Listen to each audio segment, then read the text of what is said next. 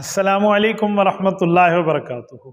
देखती आंखों सुनते कानों को मुफ्ती अब्दुल वाहिद कुरैशी का सलाम पहुँचे। देखें 18 ज़ुल्हज सन 1445 हिजरी आ गया है। सैयदना उस्मान ज़ुन्नुरैन रज़ी अल्लाह ताला अन्हु नबी पाक सल्लल्लाहु अलैहि वसल्लम के दोहरे दामाद हैं और ये दिन हज़रत उस्मान ज़ुन्नुरैन रज़ी अल्लाह ताला अन्हु की शहादत का है, क्योंकि 18 ज़ुल्हज सन 35 हिजरी में मदीना तैयबा के अंदर हज़रत उस्मान रज़ी अल्लाह ताला अन्हु की मज़लूमाना और दर्दनाक अलमनाक एक शहादत हुई है। और वाकई उसके बाद उम्मत मुस्लिमा इकट्ठा होना ये मुहाल तक होता चला गया था।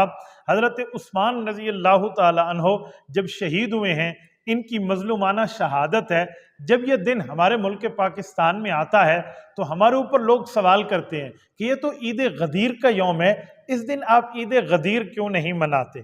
मैं इस हवाले से अहल सुन्नत वल जमात दोस्तों की खिदमत में चंद गुजारिशात पेश कर रहा हूँ। सबसे पहली और बुनियादी बात यह है कि अहल सुन्नत वल जमात दो ईदों के कायल हैं, ईद उल फितर के और ईद उल अज़हा के। ईद उल फितर रिसालत इमाम अलैहिस्सलाम ने मनाई है, अहकामात बताए हैं।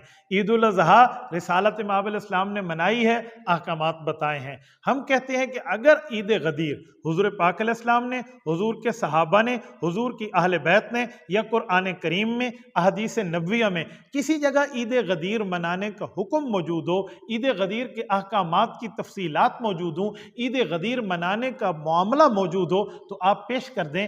ऐसी चीज़ कभी भी पेश नहीं की जा सकती। बल्कि हम ये समझते हैं कि ईद गदीर इसलिए नहीं मनानी चाहिए कि ये तो हज़रत उस्मान रज़ी अल्लाह ताला अन्हु का मज़लूमाना शहादत का दिन है।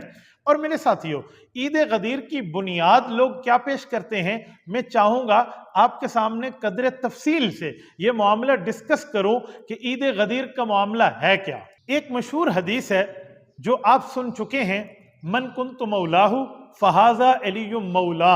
इसको बुनियाद बनाकर ईद गदीर का मामला पेश किया जाता है। मैं चाहूँगा कि आपकी खिदमत में इस ईद गदीर की बुनियाद के मामले की तफसील पेश करूँ। सही बुखारी जिल्द नंबर 2 किताबुल मगाज़ी, हज़रत अली रज़ी अल्लाह ताला अन्हु के यमन के ट्रैवल की जो बात है, यमन के सफ़र की जो बात है, वो इस सिलसिले में बुनियाद पेश की जाती है। मामला कुछ यूँ है, यमन में मौजूद सहाबी हज़रत बुरैदा बिन खुसैब रज़ी अल्लाह ताला अन्हु फरमाते हैं, नबी पाक अलैहिस्सलातु वस्सलाम की तरफ से हमारे पास हज़रत अली रज़ी अल्लाह ताला अन्हु गनाइम और खुमुस की वसूली के लिए तशरीफ़ लाए। जब हज़रत अली रज़ी अल्लाह ताला तशरीफ़ लाए तो हमने खुमुस उनके हवाले किया।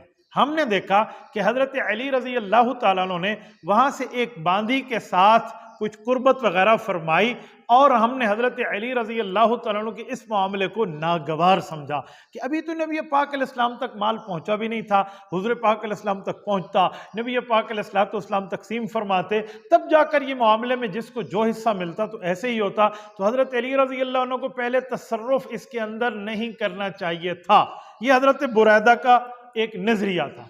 इसी वजह से उन्होंने हज़रत अली रज़ी अल्लाह तआला अन्हु से नाराज़गी इख्तियार फरमाई। हुआ ये कि सारे इकट्ठे हो गए हज्जतुल विदा पे। नबी पाक सल्लल्लाहु अलैहि वसल्लम का हज मुबारक था और हुज़ूर पाक अलैहिस्सलाम ने हज्जतुल विदा में 1.25 लाख सहाबा की मौजूदगी में एक हज्जतुल विदा का बेहतरीन महजबीन दिल नशीन हसीन खुतबा इरशाद फरमाया और नबी पाक अलैहिस्सलातु वस्सलाम ने एक बुनियाद पेश फरमा दी है इस्लाम की। और उस खुतबे के अंदर नबी पाक अलैहिस्सलाम ने तमाम अहकामात तफसील जिक्र फरमाए। फिर 9 ज़ुल्हज्जा का दिन था, यौम अरफा था, 10 हिजरी थी और फिर आयत कुरानी सूरत मायदा की उतरी, अल यौम अकमलतु लकुम दीनकुम व अतममतु अलैकुम निअमती व रदीतु लकुमुल इस्लाम दीना। रब्बे करीम ने दीन को मुकम्मल फरमा दिया और नबी पाक अलैहिस्सलातु वस्सलाम ने तमाम अहकामात बयान फरमाए, अकायद, मसाइल, फ़ज़ाइल, दलाइल ज़िक्र फरमाए। और उसके बाद हुज़ूर पाक अलैहिस्सलाम ने एक ऐलान फरमाया कि सहाबा कराम बताओ, अला हल बल्लग़तु, क्या मैंने अल्लाह का दीन तुम तक पहुँचा दिया? तो सहाबा ने अर्ज़ किया, या रसूल अल्लाह, आपने सिर्फ दीन पहुँचाया नहीं है, आपने दीन पहुँचाने का हक अदा फरमा दिया है। तो हुज़ूर ने फरमाया, अल्लाहुम्मा शहद अल्लाह गवाह रहना मैंने इन तक दीन पहुंचा दिया। फलयुबल्लिग शाहिद गायब, अब मेरे सहाबा मेरे अहले बैत जो तुम तक दीन पहुंचा गायबीन तक पहुंचा दो। नबी पाक अलैहिस्सलातु वस्सलाम ने पूरे ऐलान को मुकम्मल फरमा के हुजूर ने मदीना तैयबा वापसी का सफ़र इख्तियार फरमाया। बाकी हज़रात ने अपनी अपनी जगह, हज मुकम्मल हो गया, सब हज़रात अपने घरों को लौट गए। रास्ते में नबी पाक अलैहिस्सलाम जब कूच फरमा कर आ रहे थे तो कम अज़ कम 100 किलोमीटर मक्का मुकरमा से मदीना तैयबा की तरफ सफ़र फरमा चुके थे। आप हज़रात जानते हैं यहाँ पर रास्ते में एक मीकात आता है, वहाँ पर मीकातुल जुहफा मौजूद है, वहाँ पर हुज्जाज कराम एहराम बांधते हैं, उम्रे का भी और हज का भी। इसके करीब एक कुआं था, उस जगह पानी के लिए पड़ाव किया जिसे गदीर खुम कहते हैं। तो ये सहाबी हज़रत बुरैदा, जिनके दिल में हज़रत अली रज़ी अल्लाह अन्हु के बारे में ये नागवारी आ चुकी थी कि हुज़ूर पाक के हुक्म से पहले इन्होंने उस बांदी के मामले में तसर्रुफ़ क्यों फरमाया था, तो उन्होंने ये शिकायत अल्लाह के रसूल की खिदमत में अर्ज़ की कि या रसूलल्लाह हज़रत अली ने ऐसे किया है। तो नबी पाक अलैहिस्सलातु वस्सलाम ने इनके चेहरे को पढ़ा और फरमाया, बुरैदा क्या तू इस मसले पर हज़रत अली से नाराज़ है? इन्हें खुला खुला अर्ज़ किया, जी हाँ या रसूलल्लाह मैं इस मसले पे नाराज़ हूँ, उन्हें ऐसे नहीं करना चाहिए था, वो आप तक मामला लेकर आते। हुज़ूर पाक अलैहिस्सलातु वस्सलाम ने फरमाया, बुरैदा अलीयुल मुर्तज़ा की नाराज़गी अपने दिल में न रखो, बल्कि वो तो खुमुस था और खुमुस में अहले बैत का हक है, उसने तो कम लिया है, वो चाहते तो इससे ज़्यादा ले सकते थे। हज़रत बुरैदा रज़ी अल्लाह अन्हु के दिल को सफाई मिल गई और उनके दिल हज़रत अली की मोहब्बत से भर गए। मुस्नद अहमद की हदीस है, फरमाते मुझे हज़रत अली से ज़्यादा प्यारा और कोई नज़र ही नहीं आता था। जब हुजूर ने फरमा दिया मामला क्लियर हो गया। उसके बाद नबी पाक अलैहिस्सलातु वस्सलाम ने सोचा कि बात तो हुई, जब यमन में हुई कई बंदों तक ये बात पहुंची, तो लिहाजा मैं इनके दिल हज़रत अली से मिलाने के लिए, तालीफ़ कुलूब के लिए, आपस में भाई भाई बनाने के लिए खुतबा इरशाद कर दूं। नबी पाक अलैहिस्सलातु वस्सलाम खड़े हुए, हुज़ूर पाक अलैहिस्सलाम ने खुतबा इरशाद फरमाया और हुज़ूर पाक अलैहिस्सलाम ने अल्लाह की तौहीद बयान की, रिसालत के अहकामात बयान किए, सारी बात बयान फरमा के हज़रत अलीउल मुर्तज़ा के हाथ को थामा और हुज़ूर पाक अलैहिस्सलाम ने इरशाद फरमाया, मन कुन्तु मौलाहु फ़हाज़ा अलीयुम मौला, अल्लाहुम्मा वाली मन वालाहु व आदि मन आदाहु। लोगो, जिस बंदे ने मुझे अपना दोस्त समझा है उसका दोस्त हज़रत अली भी हैं। ए अल्लाह जो अली से मोहब्बत रखे आप इनसे मोहब्बत रख, ए अल्लाह जो अली से दुश्मनी रखे आप भी इससे दुश्मनी रखिए। ये बात फरमाकर हुज़ूर पाक अलैहिस्सलातु वस्सलाम वापस तशरीफ़ ले गए। अब ये हदीस है, ये तफसीलात है, इस मामले को लेकर लोग कहते हैं ये गदीर खुम पे हज़रत अली रज़ी अल्लाह तआला अन्हु की खिलाफत का ऐलान था। चंद दोस्त हमारे कहते हैं ये तो खिलाफत के मामले थे। मैंने कहा यार अजीब मामला है भाई, अगर खिलाफत जैसी अहम तरीन बात थी तो ये हज्जतुल विदा पे क्यों नहीं इरशाद फरमाई, जब पूरी दुनिया के सहाबा किराम जमा थे, 1.25 लाख का मजमा मौजूद था, दीन की तकमील का ऐलान था। अगर ये इतना अहम टॉपिक और खिलाफत का मसला होता तो इसको हज्जतुल विदा में बयान करना चाहिए था। वहां तो नबी पाक सल्लल्लाहु अलैहि वसल्लम ने बयान नहीं फरमाया। इधर एक वक्ती ज़रूरत के पेश नज़र यानी हज़रत बुरैदा रज़ी अल्लाह तआला अन्हु के सवाल के जवाब में नबी पाक अलैहिस्सलातु वस्सलाम ने बात इरशाद फरमा दी कि जिसने मुझे अपना दोस्त रखना है उसे हज़रत अलीउल मुर्तज़ा को भी अपना दोस्त रखना पड़ेगा। इससे न कोई खिलाफत का मामला था, न हाकमियत का मामला था, न बादशाही का मामला था, ऐसा कुछ भी नहीं था। इसके बाद हुज़ूर पाक अलैहिस्सलातु वस्सलाम मदीना तैयबा तशरीफ़ ले आए। अगर ये खिलाफत की बात होती तो हज्जतुल विदा पे ऐलान होता, अगर ये खिलाफत की बात होती तो हज़रत अली रज़ी अल्लाह तआला खुद तो समझते कि मेरी खिलाफत की बात हो रही है, हालांकि ऐसा कुछ भी नहीं है। अगर हम देखें कि हज़रत अली रज़ी अल्लाह तआला ने भी इसे अपनी खिलाफत का मामला नहीं समझा। सही बुखारी की इसी हदीस के साथ थोड़ा आगे चलिए, नबी पाक सल्लल्लाहु अलैहि वसल्लम की किताबुल मगाज़ी में वफ़ात के बाब को खोलिए। जब नबी पाक सल्लल्लाहु अलैहि वसल्लम ने दुनिया से रुखसत होना था तो उससे पहले हज़रत अब्बास रज़ी अल्लाह तआला ने हज़रत अलीउल मुर्तज़ा से फरमाया कि क्या बेहतर होगा कि हम हुज़ूर पाक से पूछ लें कि आपके बाद जानशीनी का हक़ हमारे अहले बनु हाशिम को है या नहीं है। तो हज़रत अली ने फरमाया नहीं चाचा जान, मेरा जी तो नहीं चाहता कि मैं ये जाकर पूछूं, क्योंकि अगर हुज़ूर पाक सल्लल्लाहु अलैहि वसल्लम ने इनकार फरमा दिया कि आप लोगों का नहीं है तो फिर तो कभी भी बनु हाशिम को ये चीज़ नहीं मिल सकेगी। ये हदीस पाक बताती है कि हज़रत अलीउल मुर्तज़ा भी मन कुन्तु मौलाहु फ़हाज़ा अलीयुम मौला की बात को अपने लिए खिलाफत की तायीन नहीं फरमाते, अपने लिए खिलाफत की तायीन नहीं समझते, वरना हज़रत अब्बास को ये जवाब न देते। इसी तरह सही बुखारी के अंदर एक रिवायत मज़ीद मौजूद है, बाब کتابت العلم اٹھائیے، حضرت ابو جحیفہ وہب ابن عبداللہ رضی اللہ تعالی عنہ جو حضرت علی المرتضیٰ رضی اللہ تعالیٰ عنہ کے ساتھیوں میں سے ہیں، صحابی رسول ہیں، شرطۃ الخمیس میں سے ہے۔ اور آپ جانتے ہیں شرطۃ الخمیس کون ہوتا ہے؟ جو 5 قسم کے فوجی کمانڈر لڑتے ہیں انہیں کہتے ہیں، ایک کو کہتے ہیں میمنہ، ایک کو کہتے ہیں میسرہ، ایک کو کہتے ہیں قلب، اور اس طرح ایک کو کہتے ہیں مقدمہ، ایک کو کہتے ہیں سیاقہ اور ساقہ، اور ان میں سب سے آگے جو کمانڈر لڑتے ہیں انہیں شرطۃ الخمیس کہتے ہیں۔ یہ حضرت علی المرتضیٰ کے اس کے رکن ہیں۔ تو حضرت ابو جحیفہ رضی اللہ تعالیٰ فرماتے ہیں میں نے حضرت علی المرتضیٰ سے پوچھا جب اللہ کے رسول دنیا سے گئے آپ کے پاس بھی کوئی معاملہ موجود تھا یعنی خلافت کی بات؟ تو حضرت علی نے فرمایا قرآن پاک کا فہم موجود تھا اور ایک صحیفہ۔ میں نے پوچھا وہ صحیفہ کیا تھا؟ تو حضرت علی المرتضیٰ رضی اللہ تعالیٰ نے ارشاد فرمایا اس صحیفے میں کچھ احادیث تھیں، یعنی کسی مسلمان کو کافر کے بدلے میں قتل کیا جائے گا یا نہیں کیا جائے گا، یا ذمیوں کے اور قیدیوں کے حقوق کیا ہوں گے۔ یہاں بھی حضرت علی المرتضیٰ نے اپنی خلافت کی بات ارشاد نہیں فرمائی۔ اس سے پتہ چلا حضرت علی بھی من کنت مولا فہذا علی مولا کی روایت کو دوستی کے معنی میں سمجھتے ہیں، خلافت اور حکومت کے معنی میں نہیں سمجھ رہے۔ اور یہاں کچھ حضرات میں بڑا حیران ہو جاتا ہوں، وہ یہاں اس کا معنی حکمران، خلیفہ، بادشاہ کا کر لیتے ہیں، حالانکہ قرآن کریم کو دیکھیں وہاں بھی لفظ مولا استعمال ہوا ہے۔